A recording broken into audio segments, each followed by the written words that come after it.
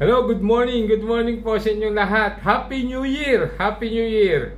Ayan, natapos na ang taong 2024. Ano? Sa huling araw ng 2024, December 31, ay sinasalubong natin ang bagong taon. Ano? So sa pamamagitan ng pag-iingay, ano? Yung iba nga nagpapaputok, pero sabi nga ng gobyerno, iwasan na yung magpaputok dahil delikado, ano? Pero merong mga ilan pa rin ang hindi sumusunod. Ano, nagpapaputok pa rin sila, bumibili sila ng mga paputok na malalakas. Kaya nga lang, kadalasan yung iba, kung magpaputok, napuputukan sila. Unang-una dahil nakainom sila, malalakas ang loob, ano? Ay nahawakan nila, then pag sindi nila, sumasabog agad, pumuputok agad sa kamay nila, kaya nababali, no? Nadudurog yung kanilang kamay. Ayun, hindi lang yon, sa ibang parte din ng katawan, pag natalsikan, napakadelikado po, no? Pero ramdaman naman natin kagabi na kukunti na yung paputok.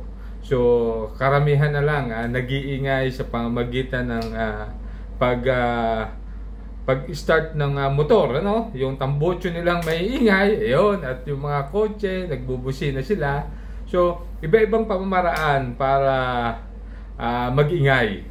Yan, may torotot. So, ayun, merong mga ilang pa rin na gumagamit ng papatok, ano? Pero sana, iwasan na natin, ano? So, maraming paraan para ma-celebrate natin o salubungin ang bagong taon. Ayan. So, paalala lang, tayo laging maging handa.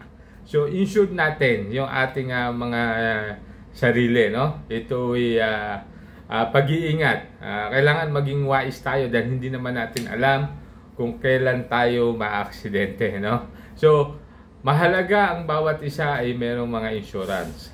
Tanggapin na natin, kailangan natin sa atin, hindi dahil sa ating sarili, kundi sa mga maiiwan natin sa buhay kung sakaling dumating sa atin ang aksidenteng hindi natin inaasahan. So, at least prepared tayo dahil marami sa atin ang hindi nakakapag-ipon ng emergency fund.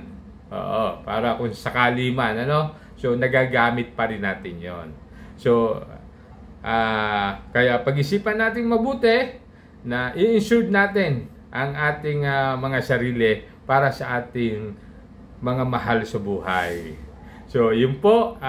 Maraming salamat sa inyo. Ito po si Rolly Ocampo at muling bumabati sa inyo ng Happy New Year. Welcome po sa 2025. The Unity Card Plus and Project 615.